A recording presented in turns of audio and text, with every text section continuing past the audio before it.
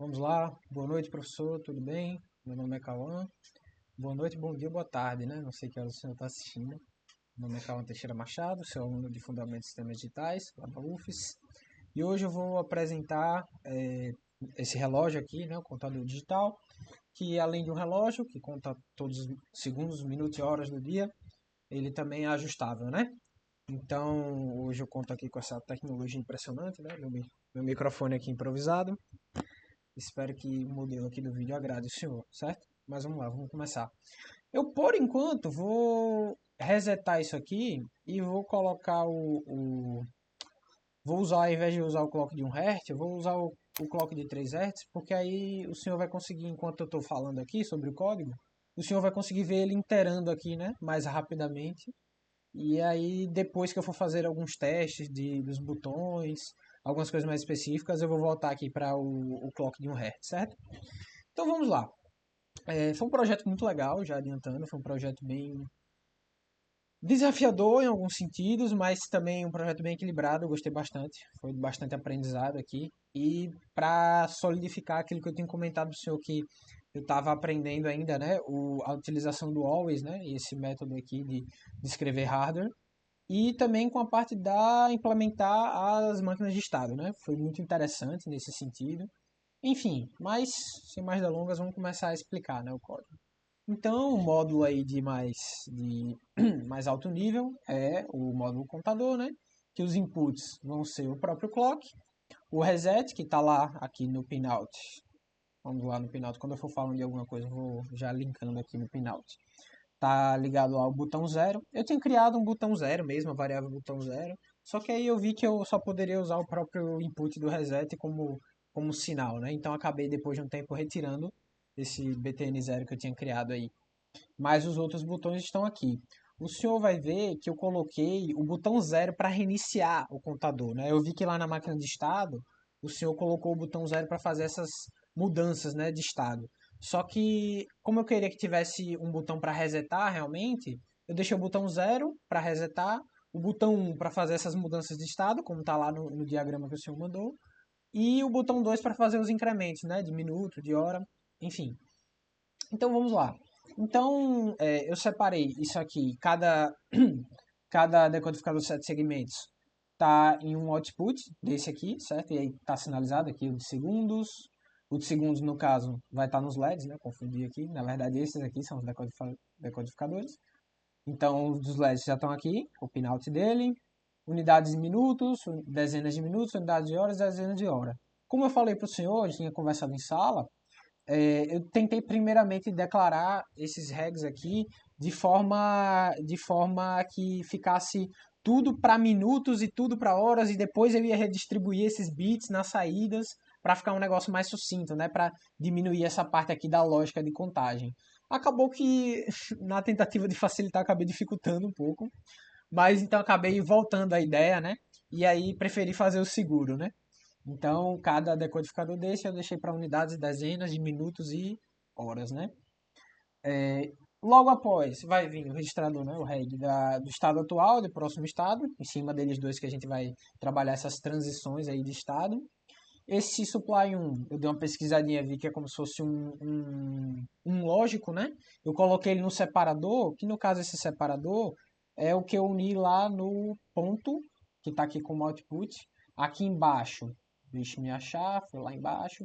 Eu fiz o assign do separador para o ponto, que aí ele vai ficar sempre um e vai ficar sempre ligando aqui, né? Como o senhor pediu lá na descrição do projeto.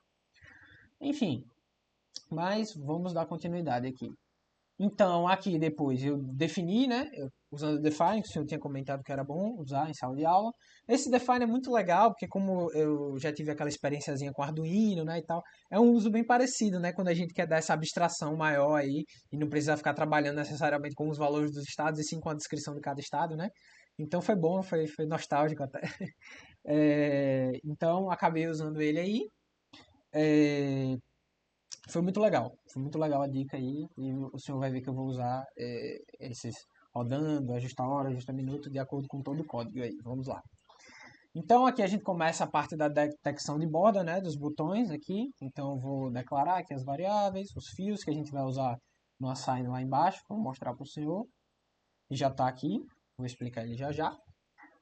Vou só explicar essa primeira parte aqui, né? Que aí a gente tem lá o always, na borda de clock, na borda de reset. Caso seja um reset, a gente vai, de fato, resetar tudo, né?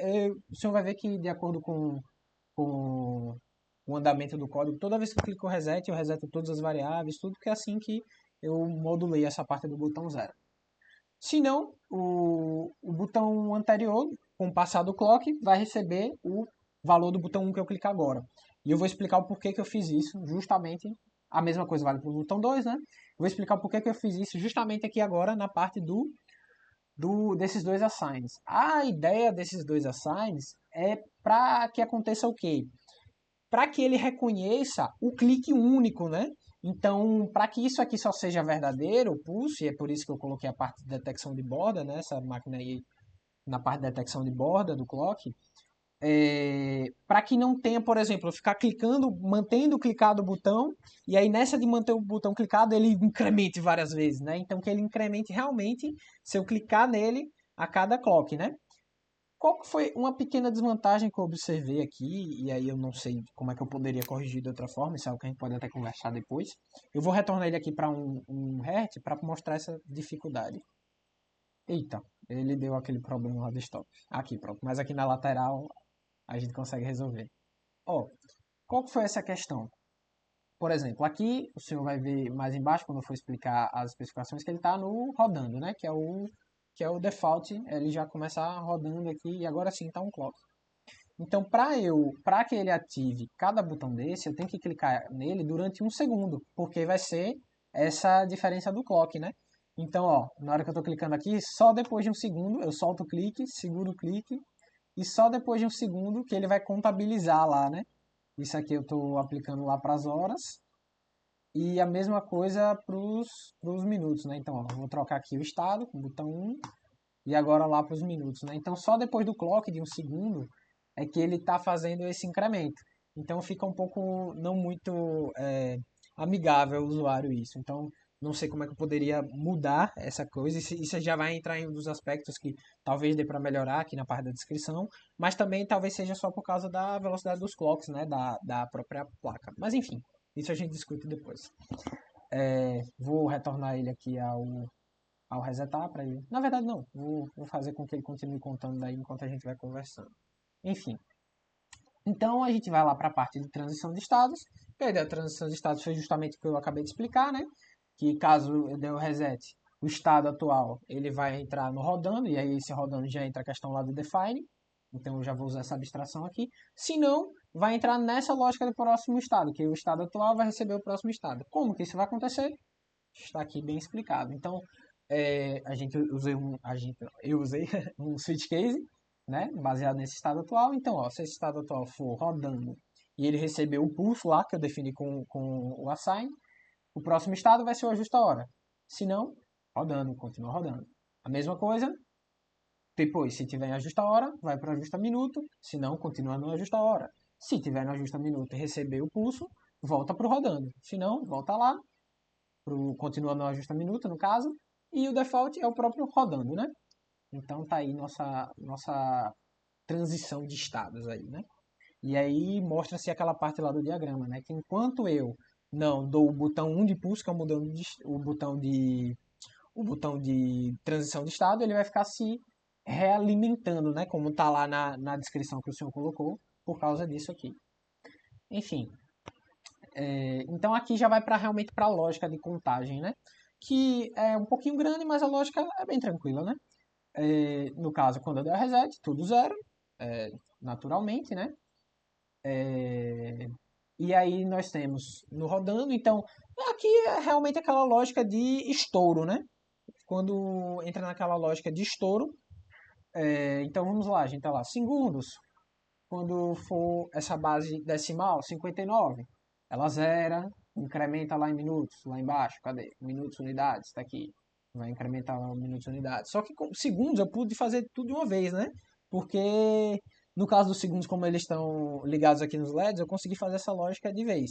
Era o que eu queria ter feito inicialmente para as outras unidades, minutos e horas, né? Mas aí, como eu tinha explicado antes, acabou não funcionando. Mas aí a parte de minutos, fui agora de casa em casa, né? Então, se minutos e unidades chegar lá no 9, então estourar essa casa aí, né? Ele retorna zero e soma mais um lá em minutos e dezenas. Mesma coisa, minutos e dezenas.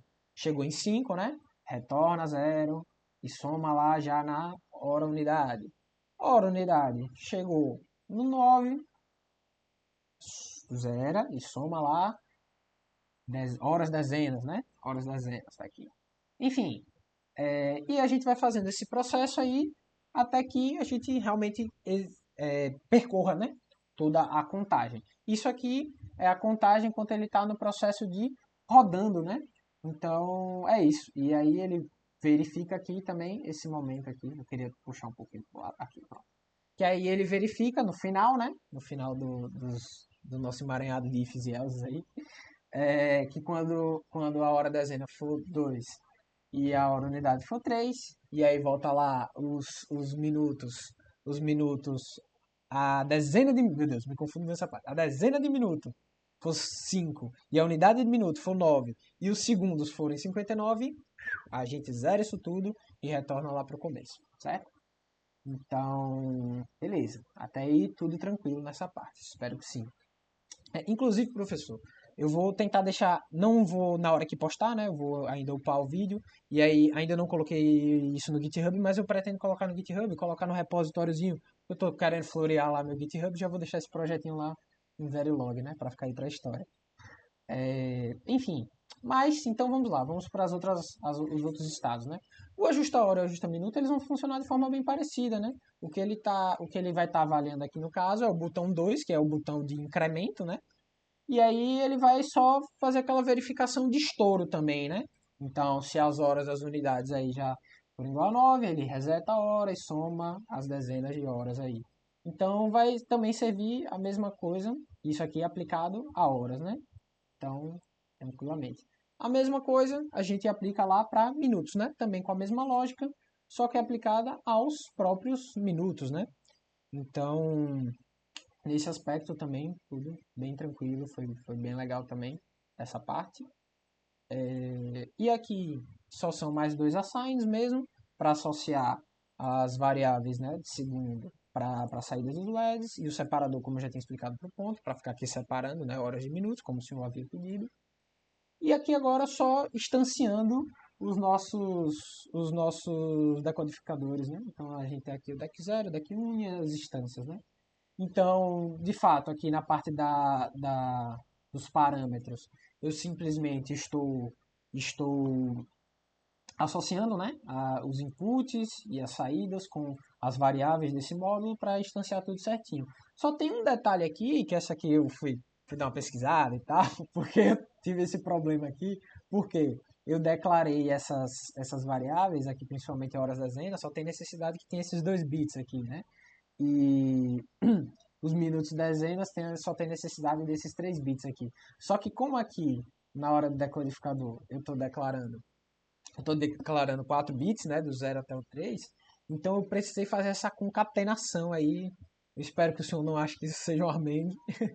Acho que não, espero que tenha sido elegante.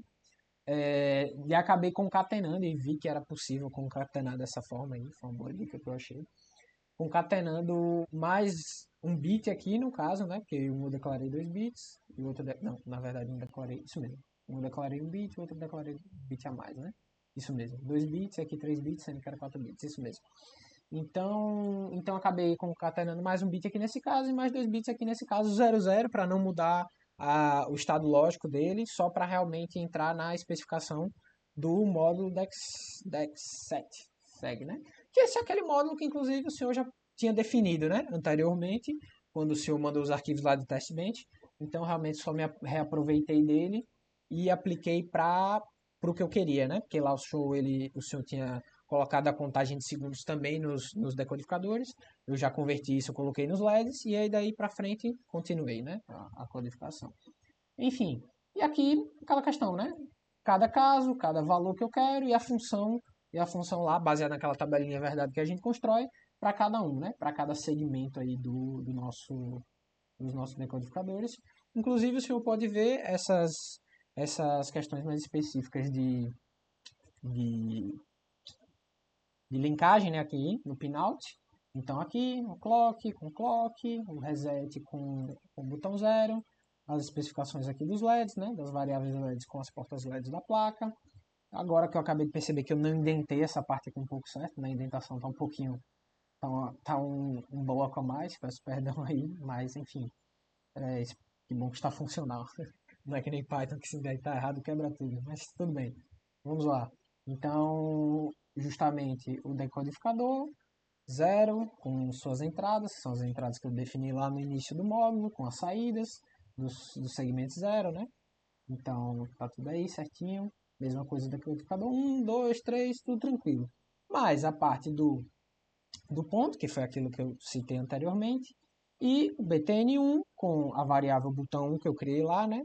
E o BTN2 com a variável botão 2. Enfim, esse aí foi o meu projeto de conclusão aí de curso. Agradecer ao senhor realmente pelos aprendizados, risadas e principalmente pelos aprendizados aí em sala de aula. Foi muito bom, realmente, para mim, como aluno de computação, foi muito gratificante conseguir entender o, o que é que as letrinhas da minha tela viram na prática e na realidade, fisicamente falando. Foi muito legal essa matéria. Muito obrigado aí pelos ensinamentos, senhor. E é isso aí. Espero que o senhor tenha gostado. E é isso aí, né? Não vou pedir inscrição no meu canal, porque por enquanto não sou youtuber. Então tá tudo certo. Professor, muito obrigado. Muito obrigado. Boa correção aí. Tchau, tchau.